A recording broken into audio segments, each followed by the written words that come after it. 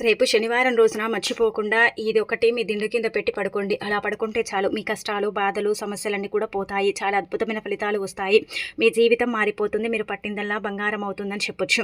కాబట్టి మర్చిపోకుండా దిండు కింద ఇది పెట్టి పడుకోండి. అయితే శనివారం అనగానే మనకి ఏంటంటే కనుక వెంకటేశ్వర స్వామి గుర్తుకొస్తారు కదా.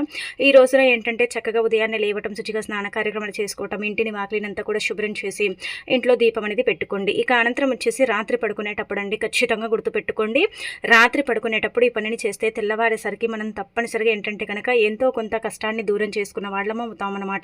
ఎందుకంటే కష్టాల నుంచి బయటపడాలన్నా, కష్టాలనేవి లేకుండా ఉండాలన్నా సరే, మన జీవితం మారాలన్నా సరేనండి, తప్పక ఈ పరిహారం అనేది చేసి తీరాల్సిందనమాట. అయితే మనము శనివారం రోజు రాత్రి పడుకునేటప్పుడు ఒక చిన్న నిమ్మకాయని తీసుకోండి.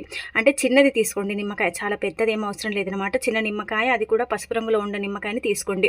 మన జీవితంలో మనం భరించలేనన్ని కష్టాలు మనకు వచ్చి పడుతూ ఉంటాయి. ఆ కష్టాల వల్ల మనం చాలా సఫర్ అవుతూ ఉంటాం, ఇబ్బంది పడిపోతూ ఉంటాం, బాధపడుతూ ఉంటాం, ఏం చేయాలో అర్థం కాదు కదా.